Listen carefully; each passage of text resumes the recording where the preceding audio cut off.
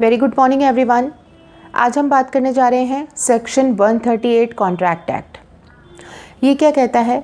Section 138 ये कहता है कि अगर क्रेडिटर ने एक श्योरिटी को रिलीज़ किया है तो इसका मतलब ये नहीं होगा कि बाकी भी रिलीज़ हो गए हैं इस एक्ट की वजह से। सपोज़ यहाँ पर एक इलस्ट्रेशन में क्रेडिटर के पास 3 श्योरिटीज़ हैं, 3 प्रतिभू हैं, A, B और C। ये 3 श्योरिटीज़ यहाँ पर हैं। यहाँ पर क्रेडिटर C नाम के श्योरिटी को रिलीज़ करता है। वो कहता है कि you are now free from the liability from my side. C ने उसे आज़ाद किया कि वो लाइबिलिटी में नहीं आएगा, A और B को ही वो जिम्मेदार ठहराएगा।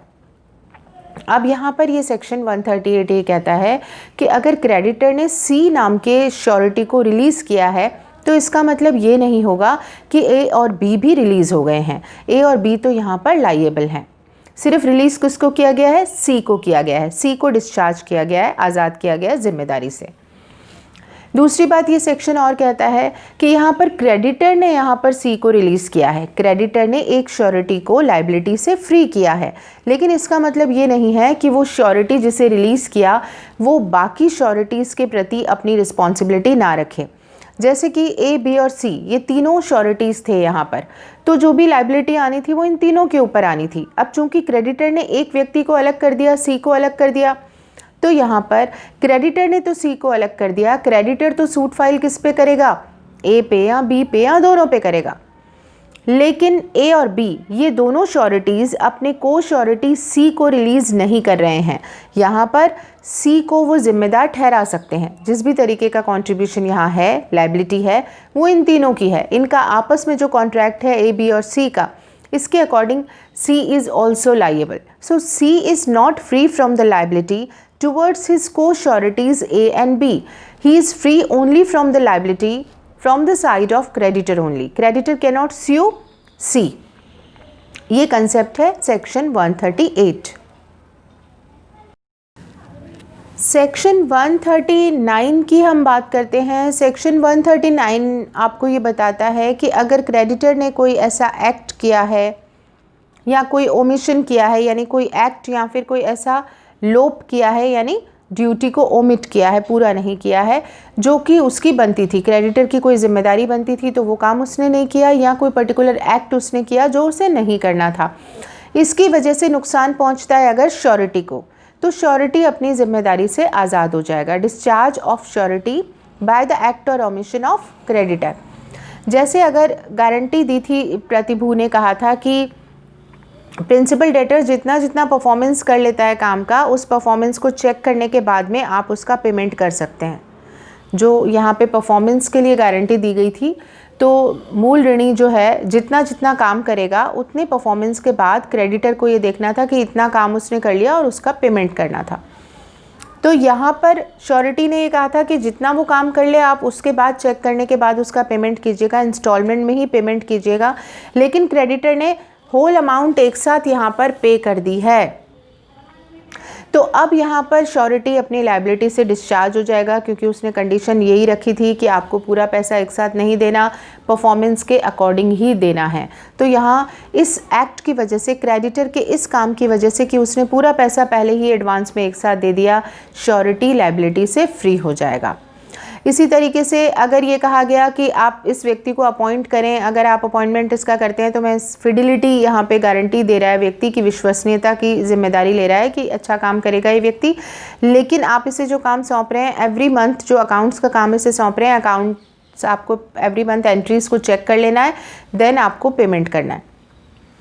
तो ये अकाउंट्स को चेक करने की रिस्पॉन्सिबिलिटी वाली कंडीशन भी डाल दी गई क्रेडिटर के ऊपर। अब क्रेडिटर इससे ओमिट कर रहा है, यानी कि उन अकाउंट्स की एंट्रीज को चेक नहीं करता है। बाद में लेटर ऑन पता लगता है कुछ महीनों के बाद कि एम्बेजलमेंट हुआ है या कोई यहाँ पे फॉल्ट हुआ है, तो यहाँ surety is discharge from his liability, because उसने पहले ही कंडीशन ये लगाई थी कि आपको एवरी मंथ अकाउंट्स की एंट्रीज को चेक करना है। यहाँ एवरी मंथ चेक नहीं किया गया, 6 मंथ्स का टाइम निकल चुका है, तो इस सिचुएशन में surety is discharge from the liability. ये कहता है सेक्शन 139 कि क्रेडिटर का कोई एक्ट या ओमिशन जिसकी वजह से surety is discharge from his liability. 39 ये कहता है बेसिकली कि क्रेडिटर का कोई एक्ट या कोई ओमिशन, कोई कार्य या लोप जिसकी वजह से श्योरिटी को रेमेडी नहीं मिल पाएगी। कॉन्सिक्वेंसेस उसके ये होंगे कि प्रतिभू को उपचार नहीं मिलेगा। तो ये श्योरिटी के डिस्चार्ज होने का रास्ता हो गया, वो उन्मोचन में आ जाएगा, यानी कि अपनी जिम्मेदारी से आज़ाद हो जाएगा। एक और इलस्ट्रेशन आप यहाँ बात कर सकते हैं, जैसे कि अगर श्योरिटी ने यहाँ पर ये गारंटी दी थी इस बात की कि ए नाम का व्यक्ति जो है वो परफॉर्मेंस ठीक से करेगा, जो उसे काम दिया गया है वो ठीक से परफॉर्म करेगा, लेकिन शर्त ये है कि उसके काम को जितना जितना वो काम परफॉर्म करता जा रहा है आप उतना उसे पेमेंट करें, पार्टली पेमेंट करें। आज उसने जितना काम किया उतना उसे पेमेंट करें, एडवांस में पेमेंट ना करें। ये कंडीशन यहाँ पर गारंटर ने कही। लेकिन यहाँ पर क्या किया गया, क्रेडिटर ने काम से ज़्यादा एडवांस पेमेंट भी यहाँ पर किसको दे दिया, प्रिंसिपल डेटर को, यानी परफॉर्मेंस करने वाले व्यक्ति को दिया। तो ये एक्ट और ओमिशन ऐसा हो गया जिसकी वजह से surety is discharge from the liability. तो सेक्शन 139 हमें वो वेज या रास्ते बताता है जिससे कि श्योरिटी यानी प्रतिभू अपने दायित्व से आज़ाद हो जाता है। अब बात करते हैं सेक्शन 140। ये बात करता है राइट ऑफ सब्रोगेशन, यानी एक की जगह पर दूसरा व्यक्ति आ जाएगा। यहाँ कौन चेंज होगा, प्रतिभू की जो है राइट्स, उसकी यहाँ पर बात हो रही है कि क्रेडिटर का स्थान श्योरिटी ले लेगा। ये किस तरह होगा, देखिए, जहाँ पर कि प्रिंसिपल डेटर डिफ़ॉल्टर हो जाता है और श्योरिटी उसके बिहाफ पे क्रेडिटर को पे करता है। क्रेडिटर तो साइड में हो गया पिक्चर से, क्योंकि क्रेडिटर को उसका जो पैसा ड्यू था, परफॉर्मेंस ड्यू थी, वो मिल गई है, श्योरिटी ने उसे दे दिया। प्रिंसिपल डेटर ने नहीं दिया, श्योरिटी ने दे दिया। तो क्रेडिटर तो पिक्चर में से साइड में हो गया, क्योंकि उसको उसका जो भी अमाउंट देना था या परफॉर्मेंस चाहिए थी वो मिल चुकी है। यहाँ पर ये सेक्शन ये कहता है कि जैसे ही श्योरिटी ने अपना जो जिम्मा था on the behalf of principal debtor पे कर दिया वो अमाउंट क्रेडिटर को, तो श्योरिटी किसकी जगह पर आ जाएगा, क्रेडिटर की जगह पर आ जाएगा। जिस तरह से क्रेडिटर स्यू कर सकता था प्रिंसिपल डेटर को, अगर श्योरिटी पिक्चर में नहीं होता तो क्रेडिटर डायरेक्टली स्यू किसको करता, प्रिंसिपल डेटर को स्यू करता। 5 लाख रुपए की रकम है तो उसके लिए क्रेडिटर क्या करेगा, वाद दायर करेगा मूल ऋणी के खिलाफ। लेकिन अब चूंकि यहाँ प्रतिभू है तो वो अमाउंट किससे ले रहा है, क्रेडिटर प्रतिभू से ले रहा है, श्योरिटी से ले रहा है। तो जैसे ही श्योरिटी यानी प्रतिभू इस दायित्व को पूरा कर देता है, परफॉर्मेंस कर देता है, तो प्रतिभू किसकी जगह आ जाता है, लेनदार की जगह, श्योरिटी आ जाएगा क्रेडिटर के स्थान पे। तो जिस तरह क्रेडिटर स्यू कर सकता था प्रिंसिपल डेटर को, अब उसी तरीके से कौन स्यू कर सकेगा, श्योरिटी कर सकेगा प्रिंसिपल डेटर को। ये कहा जाता है कि यहाँ इन प्लेस ऑफ किसकी जगह बदल गई है यहाँ पर, और यहाँ पर सब्रोगेशन का प्रिंसिपल एप्लीकेबल होता है, जो ये कहता है कि श्योरिटी को राइट मिलेगा।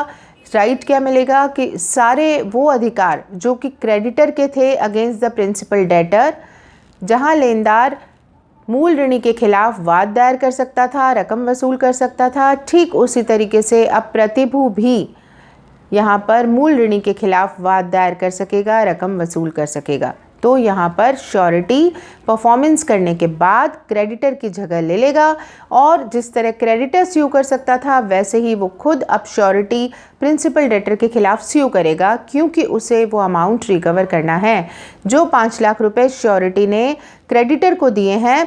अब वो 5 लाख रुपए वो प्रिंसिपल डेटर से रिकवर कर सकेगा, इस बात के लिए वो सूट फाइल करेगा। ये कहता है सेक्शन 140। सेक्शन 141 हमें ये बताता है कि अगर क्रेडिटर के पास कुछ सिक्योरिटीज़ हैं और श्योरिटी के अलावा कुछ सिक्योरिटीज़ और हैं, प्रतिभूति और है, तो उसका अधिकार प्रतिभू का रहेगा, श्योरिटी का रहेगा। जैसे मान लीजिए प्रिंसिपल डेटर ने श्योरिटी यानी गारंटर के अलावा कुछ गोल्ड या कुछ मूवेबल प्रॉपर्टी प्लेज भी रखवाई है, और वो गिरवी रखवाई है उसने क्रेडिटर के पास। इसका अमाउंट लगभग होगा, सपोज़ 1 लाख रुपए का उसने गोल्ड जो है वो गिरवी रखवाया हुआ है प्रिंसिपल डेटर ने।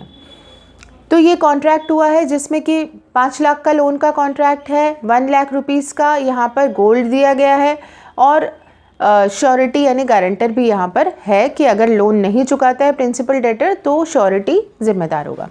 अब व्हाट हैपन्स, यहाँ पे क्रेडिटर ने क्या किया है कि वो 1 लाख रुपए का जो गोल्ड था उस गोल्ड को उसने बेचा है, जबकि प्रिंसिपल डेटर डिफ़ॉल्टर हो गया। तो जब 1 लाख रुपए के गोल्ड को क्रेडिटर ने बेचा तो उस 1 लाख की जगह उसने बाय मिस्टेक या बाय नेग्लिजेंसी उसने उसे 50,000 में ही बेच दिया। 1 लाख रुपए के गोल्ड को क्रेडिटर ने 50,000 रुपये में बेच दिया। अब उसे 50,000 की रकम यहाँ वसूल हुई है। अब यहाँ पे उसका क्या कहना है श्योरिटी से कि मिस्टर श्योरिटी, मेरा 5 लाख का लोन था, मैंने 50,000 रुपीज़ जो है वो गोल्ड में से रिकवर किए हैं, बाकी 4.5 लाख आपको देने हैं। अब यहाँ पे व्हाट हैपन्स कि वो सिक्योरिटी जो दी गई थी वो कितनी की थी, वो प्लेज जो की गई चीज़ वो 1 लाख की थी। बाय नेग्लिजेंसी उसे 50% अमाउंट में बेचा है क्रेडिटर ने। तो यहाँ पर श्योरिटी उतनी अमाउंट तक के लिए लायबिलिटी से फ्री हो जाएगा जितना कि उसका अमाउंट बनता था। मतलब यहाँ वो उस एक्सटेंट तक 50,000 की और उसे मिलना चाहिए था गोल्ड में फ़ायदा, तो 1 लाख रुपए की अमाउंट के लिए वो लायबिलिटी से फ्री होगा और रिमेनिंग 4 लाख रुपीज़ वो क्रेडिटर को देगा। क्योंकि यहाँ पर जो श्योरिटी है उसका अधिकार है सिक्योरिटीज़ पर, जो प्रतिभूतियाँ हैं, यानी जो अगर कहीं गोल्ड रखवाया गया है या कहीं और मूवेबल कोई प्रॉपर्टी प्लेज यानी गिरवी रखाई गई है या कोई प्रॉपर्टी मॉर्गेज रखाई गई है, तो अगर कोई और भी सिक्योरिटी यहाँ पे दे रखी है क्रेडिटर को, तो उसका फ़ायदा किसको मिलना है, प्रतिभू यानी श्योरिटी को मिलना है।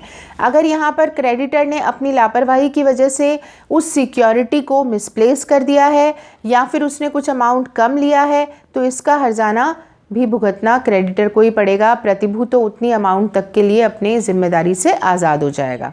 यहाँ एक बात और ये ध्यान देने की है कि भले ही इस बात की जानकारी प्रतिभू को ना हो, कॉन्ट्रैक्ट करते समय अगर श्योरिटी को ये पता भी नहीं था कि 1 लाख रुपए का गोल्ड भी रखवाया गया है सिक्योरिटी के रूप में, तो उससे कोई फ़र्क नहीं पड़ेगा। श्योरिटी का राइट है कि उस पर्टिकुलर ट्रांजैक्शन के लिए अगर कोई सिक्योरिटी रखी गई है तो उस सिक्योरिटी का वो बेनिफिट उठा सकता है। ये कहता है सेक्शन 141।